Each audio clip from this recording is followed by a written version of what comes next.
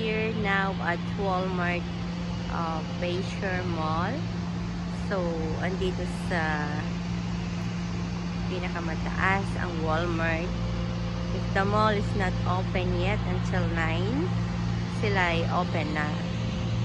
Yan. So, ang luwang ng parking space. Yan, guys. Konti pa lang ang mga car ngayon dito kasi maaga pa. May bundo, no?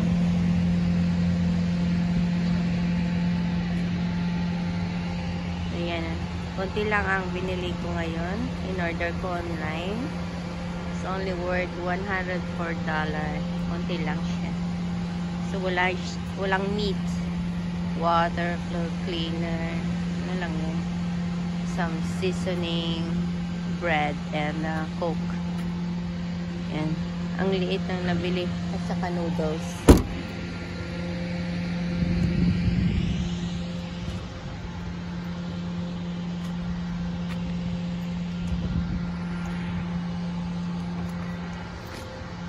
Ang ingay nung nagpapump.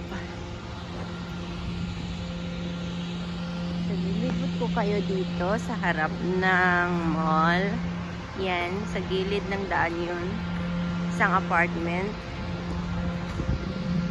Yun yung brown color. Yan. Ito naman puti. Yan. Ito ang harap ng mall, mga apartment, guys. Yan.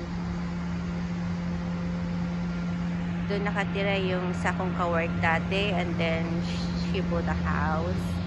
And then dito naman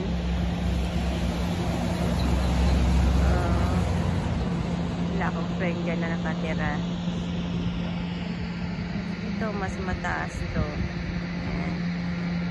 Mas mataas yun, guys, saka mas malaki yun, mas maluwang. Mga apartment yan sa harap ng mall. So, andun ang outdoor parking nila. May indoor parking yung iba. Ito, kasi mas bago to, may indoor parking yan. Baka yun, wala. Yan. Ang iba, wala. Yung mga luma na building. Yun ang ingay no, nagpapump. Tapos, under renovation, itong taas ng mall. So, madami dito apartment. Yun. May isa pang kulay gray doon sa gilid. Ang luwang nitong mall. So, dyan sa puti na yan, dyan kami dati nakatira. Yan ang pinakamurang apartment na nahanap ko. Ito, mahal to. Mahal ang mga ibang unit nila dyan. Yun ang pinakamura. Yun, pinakamaliit, guys. Yan. Dyan kami dati nakatira. So, harap mismo ng mall ito, guys. Yan, maluwang tong mall. So, tatlong magkatabi na apartment ang nasa harap ng mall. Yan. Tatlo yan. Hanggang dulo. Tapos, doon naman yung school. Doon sa likod ng mall. Ay, hindi. Sa likod ng bahay. Apartment. Yan yung apartment. Andoon yung school. Guys. Yun ang school. Elementary school. So, dyan nag-aral yung anak kong bunso. Grade 6 siya nung dumating dito. And then, sa kabila naman, ang Catholic school. Doon naman. Doon sa banda yan. Maliliit na building. Tapos, yung mga malalaking brown building na yun, mga apartment na naman dyan. Marami. paikot ang apartment. Mga apartment dyan. Dito sa Bayshore.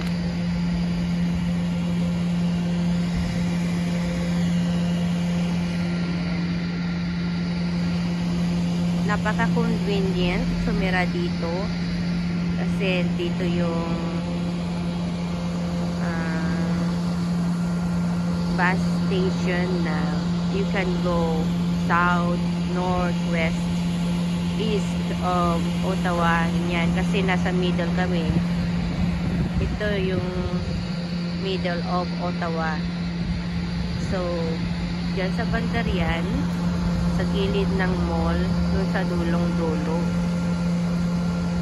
andun ang bus station.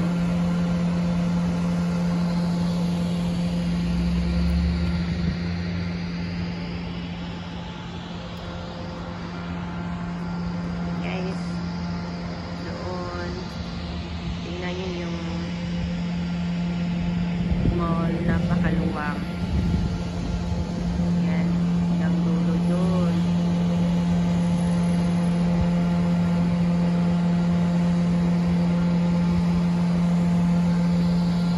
May mga bahay din dyan, no, sa gilid. Mga apartment din yan. Pero, tatlong palapag. Para siyang ano, parang yung bahay namin. Ganyan. Ayan yung mga bahay. Pero rental yung mga yan.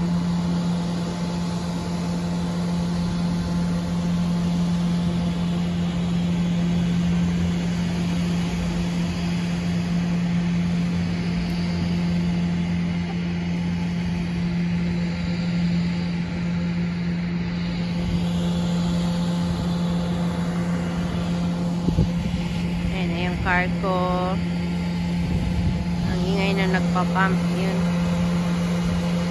Nagpapump ng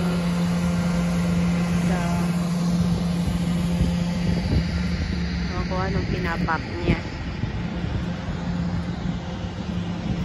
May park doon sa gilid.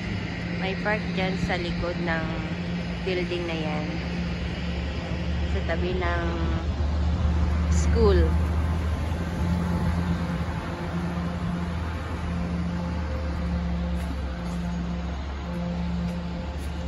Dito naman, may makikita kayong bus stop. Yan. Yan yung bus stop.